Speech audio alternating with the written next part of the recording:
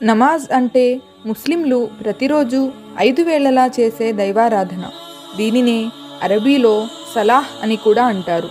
ఇది ఇస్లాం మూల స్తంభాలలో రెండవది.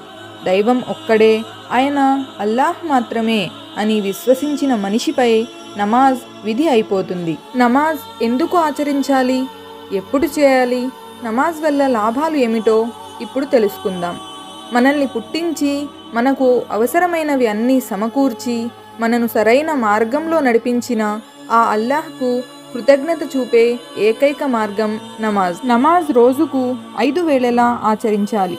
1 ఫజర్ సూర్యోదయానికి ముందు, 2 జుహర్ మధ్యాహ్నం సూర్యుడు నడినెత్తిన ఉన్నప్పుడు, 3 అస్ర్ సాయంత్రం వేళ, 4 మగ్రిబ్ సూర్యాస్తమయం అయిన వెంటనే, 5 ఇషా రాత్రి వేళ. నమాజ్ క్రమం తప్పకుండా ఆచరించడం వల్ల 2 ప్రయోజనాలు ఉన్నాయి.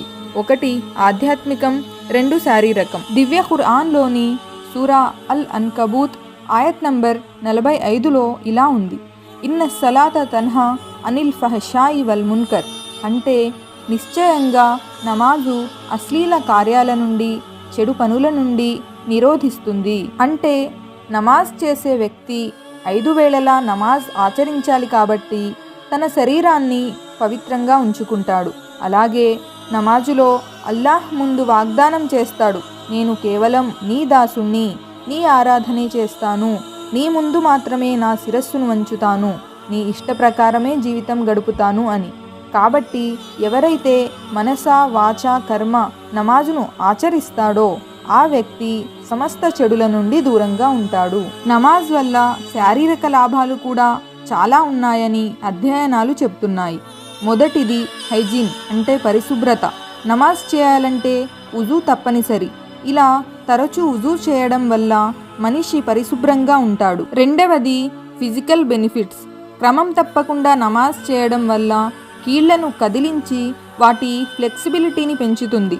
రుకు అంటే వంగడం వల్ల లోవర్ బ్యాక్ కండరాలను సాగదీసి వెన్ను నొప్పిని తగ్గించడానికి సహాయపడుతుంది. సుజూద్ అంటే సాష్టాంగం చేయడం వల్ల గుండె కంటే తల కిందికి ఉంటుంది.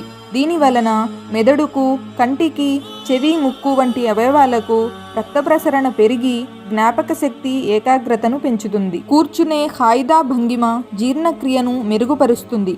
క్రమం తప్పకుండా నమాజ్ చేయడం వల్ల గుండె వేగం కొద్దిగా పెరిగి మొత్తం కార్డియోవాస్కులర్ ఆరోగ్యాన్ని మెరుగుపరుస్తుంది, మెటబాలిజంను నియంత్రిస్తుంది. నమాజ్ చేయడం వలన మానసిక ప్రశాంతత కూడా లభిస్తుందని పరిశోధనలు చెప్తున్నాయి.